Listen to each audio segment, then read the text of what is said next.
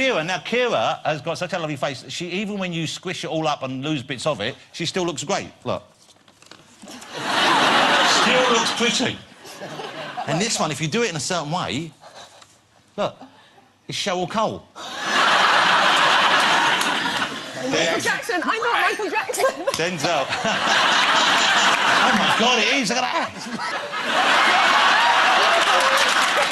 It's terrifying. Yes. Denzel, you want a bit of this action? Yes. Okay. Check that out. Don't look too bad. But this one, this is a look. I think I might go out to the States and see if I can have some work done and look like this, because this takes years off me. Let's get my next guest out.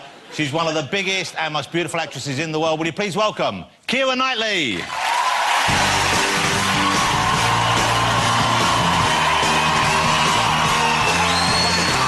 Wow.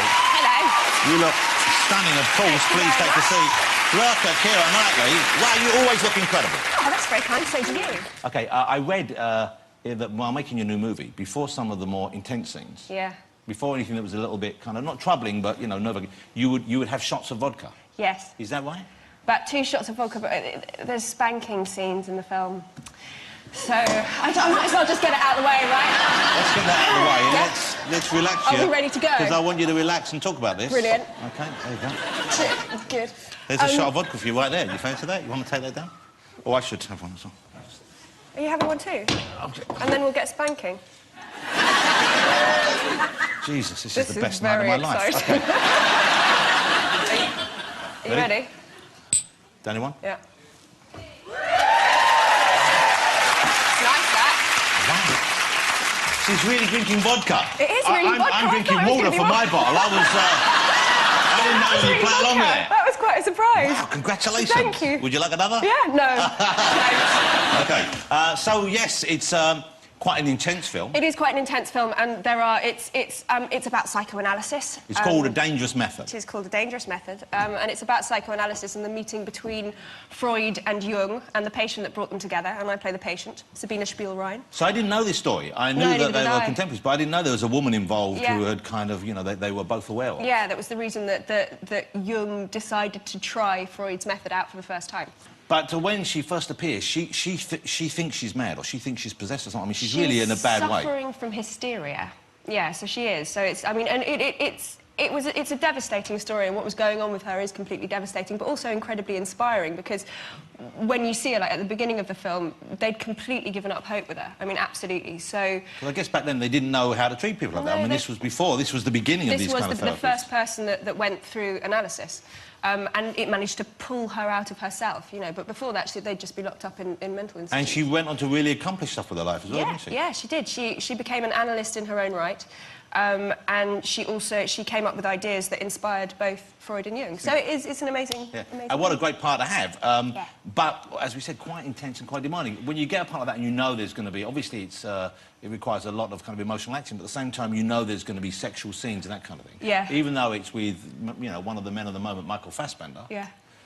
Still, there must be one where you think, well, do I really want to do this? I turned it down. it's David Cronenberg is the director, and I've been such a huge fan of his for years, and my agents phoned up and said, well, he's going to offer you this part, and I was 95% just yes before I even knew what it was.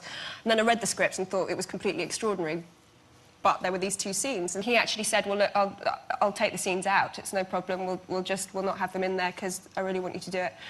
But I never thought it was gratuitous, you know, it's not... I think it was very important to have the scenes in the film. Yeah.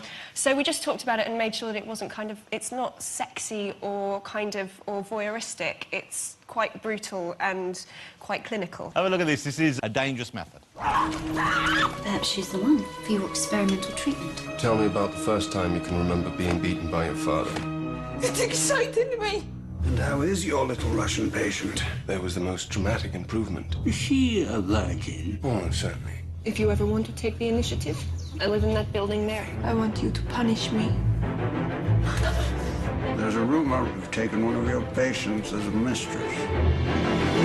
Don't you think we ought to stop? Do you want to stop? Sometimes you have to do something unforgivable just to be able to go on living. A Dangerous Method. That's out now. OK, so, but life is pretty good for you because I know you've had, I mean, you're a big star, but in this country, sometimes people have a go at big stars. They like to do that, and yet you stayed here, and you like working here, you like being here. You're comfortable in where you are. Yeah, I am. Yeah, yeah. No, I mean, I think it's people always kind of keep saying you're going to LA, you're going to LA, but I like London. So yes, I am staying here. And it's got, I guess you get offered parts because of being here that you wouldn't necessarily get there. Yeah, I've been doing much more European films, so yeah, and I like that because it's closer to home. But equally, I did just do a film over the summer in LA with Steve Carell, which was great fun. You seem to be full on. Yeah. Would I be right in thinking that? Is it kind of one film, then the next? You kind of go from one to the next? It has been for the last sort of year. It's been totally back to back, and now I've got time off. And so, what do you do when you've got time off? Not a lot at the moment. I've been playing my teeth. Oh, you can play your teeth. You make music with your teeth. Yeah. So, what tunes can you do? Well, I can do.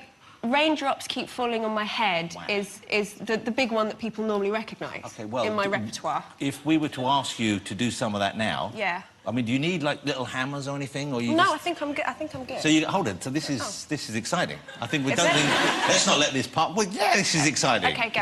You're about to play something on your teeth. I am. OK. Keira Knightley is about to perform Raindrops Keep Falling on My Head using only her teeth, ladies and gentlemen. OK, so let's... Now, you need to be very quiet for this.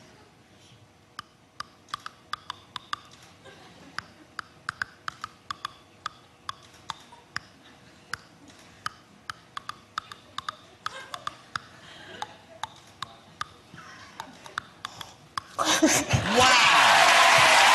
That was quite extraordinary. That was extraordinary. Right. You are through to the next round. There you go. How did you learn to do that? Why did you learn to do that? There was this kid at school, I think I was at primary school, and he went on... It was something like Jim Will Fix It, and he played his teeth on TV, and he became, like, the biggest rock star in our school. So there's a load of us from Stanley Junior School that can all play our teeth. It's kind of it's an extra talent they all got from It is, school. I know. It's in my CV and everything.